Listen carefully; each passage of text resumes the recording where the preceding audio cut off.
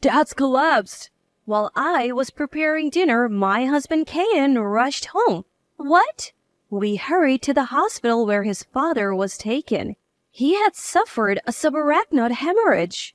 By the time he was brought in, it was too late. His father passed away. My name is Alicia. Caden and I were college friends. We reconnected at a reunion and started dating. We have been married for 2 years now, both of us, 32. Caden's father owned a company. Caden had always been learning the ropes under him, but with his sudden passing, Caden was set to take over as CEO. I thought there might be some resistance to such a young CEO, but seeing Caden's dedication, he was surprisingly accepted smoothly. He even got along with the senior executives, or so I thought at the time. A year after Caden took over the company, he came home, ate his dinner in silence, and started drinking. Caden wasn't much of a drinker. Hey, are you sure you should be drinking that much? Mind your own business. But you have work tomorrow, right? Just leave me alone. I don't care about the job anymore. The company's going under anyway. Caden blurted out, visibly upset. What do you mean going under? Things aren't going well? Yeah, they say the company's falling because I took over. With that, Caden slammed his drink on the table. They keep saying I should know better as a CEO, that I should take responsibility. The board always criticizes me. I don't think I can handle it anymore. Caden's face shifted from anger to the brink of tears. Sure, Caden might have his shortcomings. It's natural for a CEO to take responsibility. But from what he's told me, it seems the board is putting too much on him. His father always treated me like his own daughter and helped us a lot. The thought of Caden ruining the company his father started was unbearable. Is there anything I can do to help? Caden looked up, a hint of annoyance in his eyes. Well, you have experience in accounting and a secretary certification. You could be of help, but I don't know if it's cool to ask my wife for help. Is this really the time to worry about that?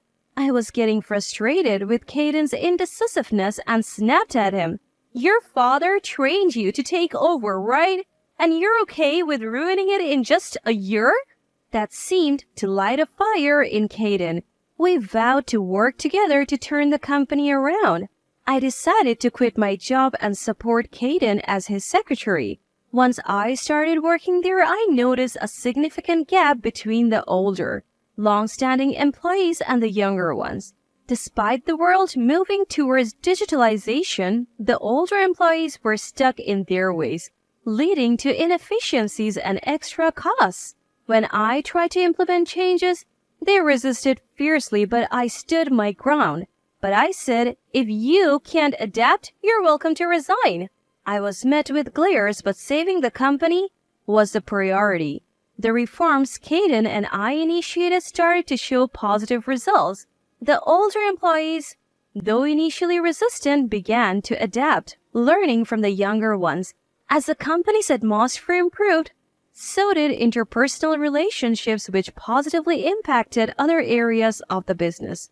We even managed to secure new clients, and the company began to stabilize. A year later, the company made a remarkable turnaround, achieved rapid growth. We have been through a lot last year and couldn't celebrate. How about we go out for dinner for our anniversary this year? Sure, next month is our wedding anniversary. Lately, we haven't had any private time together, but I have been longing for some. But Caden's response was cold. Am I the only one excited? He is busy now, but I'm sure he's thinking about it too. That's what I thought as our anniversary approached. After work, Caden called me over. Maybe he's going to tell me about plans for later. I was foolish to even hope for a moment. Caden, who called me, said something I never expected. You're no longer needed. Let's get a divorce. I couldn't believe my ears. What? Didn't you hear? I want a divorce. Why? Caden laughed at me mockingly. Because my company is fine without you now. You're obsolete. What? You always taking the lead, making it seem like you're in control. I was blinded by anger.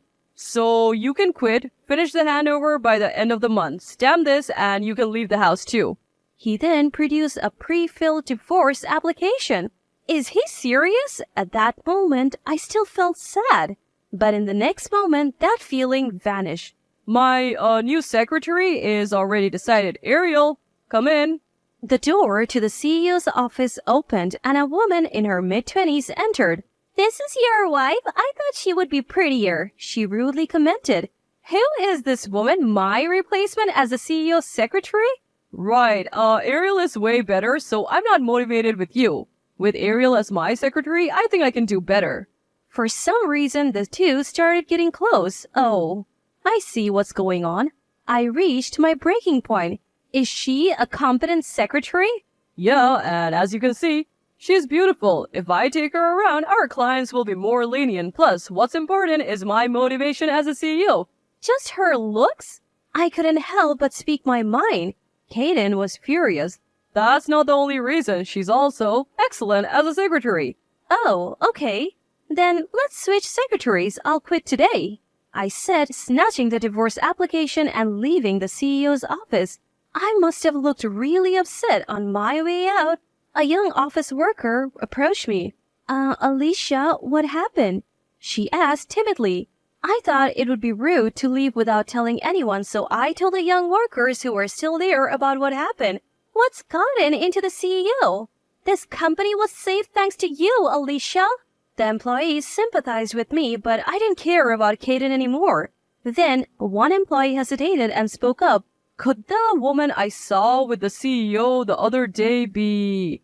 Several people reported seeing Kaden with that woman. Apparently, she had been around for a few months. She wasn't a secretary, but a club girl from a place Kaden frequented for business entertainment. So their relationship had evolved into that? The sightings always happened on days I left work early. He would say he had work left or a business dinner. I offered to help or join if it was with clients, but he always refused. Now I understood why.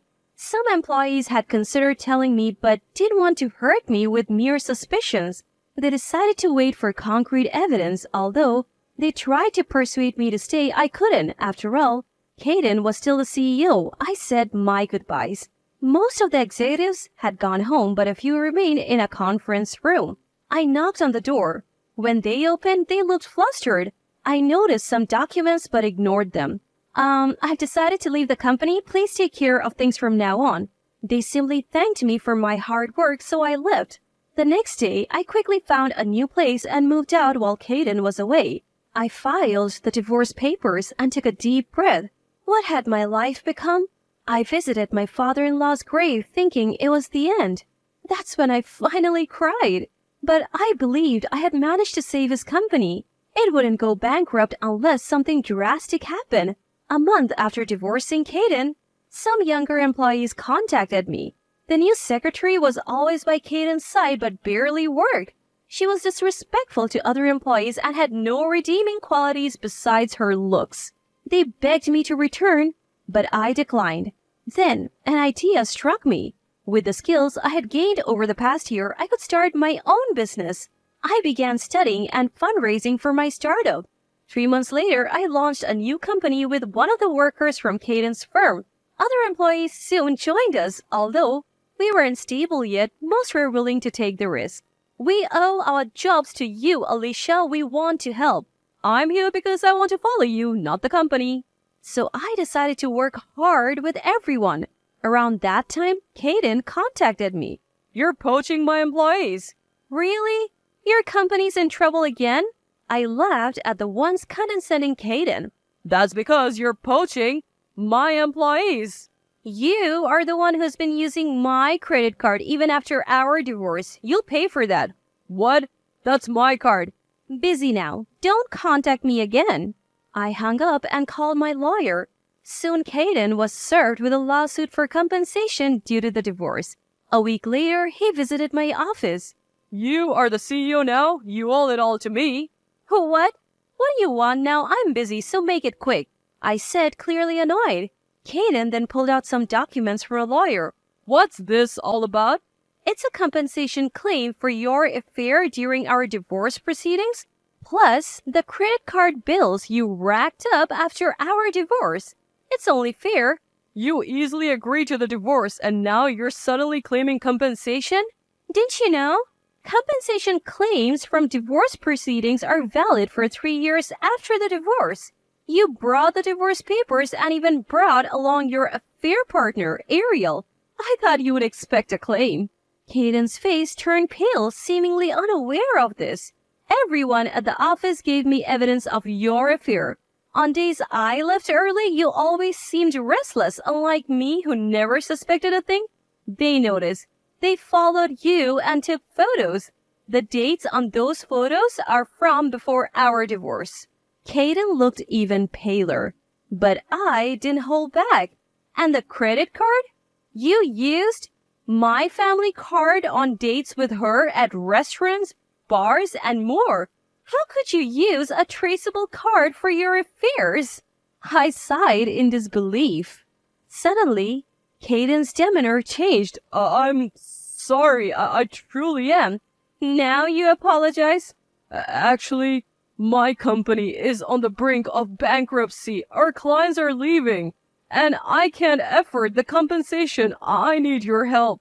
I couldn't help but laugh. How many times will you run your company into the ground? If you're in such a pinch, why not ask your competent secretary for help? But Ariel, she doesn't even have a secretary certification and can't do the job. My laughter grew louder. You said her beauty would charm clients, right? But when I took her to the clients, she was so rude that we lost more and more of them. Now, only a couple of companies whose older CEOs like Ariel remain. Huh, figures. Those companies that left you, they're now our clients. What? I didn't steal them. It's natural for companies to seek better partnerships. No way. By the way, are your company's executives still around? Well, only the younger ones moved here. The older ones are still executives. You should investigate them for embezzlement. Embezzlement? Yes. I noticed some suspicious financial activities. I wanted to discuss it, but you dismissed me. Maybe now you can save your company? They probably made you CEO because they thought they could easily embezzle. Caden was speechless, but I wasn't just being kind. So you'll probably save your company. Make sure to pay the full compensation from our divorce in one go. Considering the division of assets, you can't afford it. Don't come here anymore. You're a distraction. I sent a dejected Caden away and got back to work. Later, I received the full compensation from Caden and Ariel. As for his company, they are suing the executives for embezzlement, but it seems they will go bankrupt. After all the effort to save it, he lacked business acumen. It made me reflect on my poor judgment. But now, as a CEO, I'm thriving, enjoying life with the hefty compensation from the divorce.